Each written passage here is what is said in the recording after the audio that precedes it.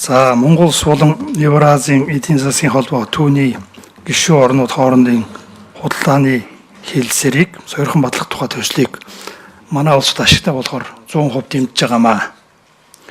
За надад нэг асуулт байна. Энэ бензин түлшний татварыг тэг болгон гэдээ яриад идэг. Тэгээд энэ эдийн засгийн холбооны тарифын жагсаалт хавсралт 1-2-оос бензин дизель түлшгэд нэршлэр нь олохгүй юм. Ингээд судлаад ахаар 97 дахь тоод 27 10 12 гэсэн уйлдуулсан кодтой хөнгөн ба хөнгөн бэлдэмэл гэдэг. Энэ тэгээд яг бензин дизель түлшний татвар нь яг тэг болох юм уу? Одоо бол 80 хүртэл бензин дээр 5%, 80-аас дээш октантай бензинд 0 байгаа л да. Гэхдээ түлшин дээр бол 5% байгаа. Тэгэхээр энэ 5% хямдар бол буцаагаад энийг онцгой татвараар нөхөж авах одоо онцгой татвар тавих уу? Энэ одоо 26 оны төсөвтөр яаж тусгагдсан бэ? За тэгээ энэ сойрхон баталчвал энэ хэлэлцээрийн одоо үйлчлэх хугацаа хизэнээс эхлэх юм бэ? Эдийн засгийн хөгжлийн яамнаас хариулт авъя. Энэ нэмэн үрдэх албан татвар бол онцгой албан татварын асуудал нь хамрагдахгүй. Тэгэхээр бид нар энэ онцгой албан татварынхаа өөрчлөлтөөр бодлогынхаа нэг авах татвар голомнуудаа аваад явна л гэсэн үг. За нэмэлтээр ажлын хэсэг Батхүү дарга хариулах уу хэн хариулах уу? Тэр нарийн шатхуун толботой мэдээлэл. За Жангабил гишүүний асуултанд хариулъя.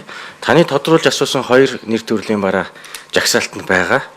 Дугаарлалт нь бол нөхцөл кодоор 271,012 гэдэг дугаар дээр хөнгөн тос болон бэлдмэл гээд 809295 гэсэн бензиний зүйл 271,019 дээр бусад үе дизель түлшгээд дизель түлшний асуудал нь орсон байгаа.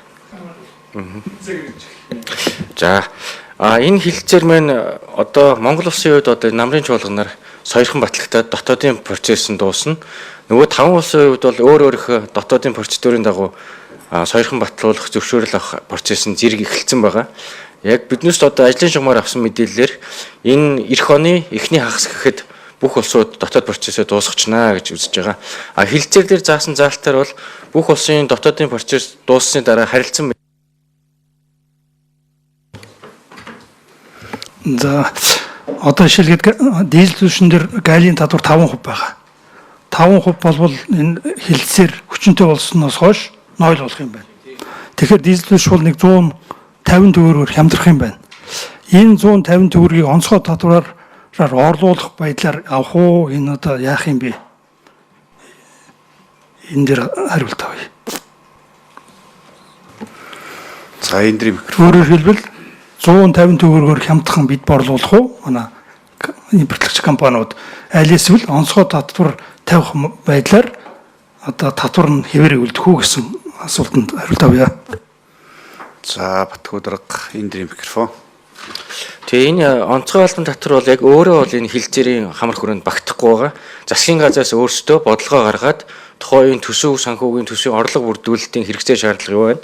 Нөгөө талаараа бас энэ дизелийн түлш маань өөрөө уул уурхай хөдөө аж ахуйн гол одоо ашиглагддаг түлш учраас бас үнийн хөнгөлтийн бодлогын онцгой албан татвараараа дэмжиж явах уу гэд бодлогын сонголтоос үр нөлөөг нь судлаад тухайн үед оруулж ирж танилцуул шийдвэр гаргана.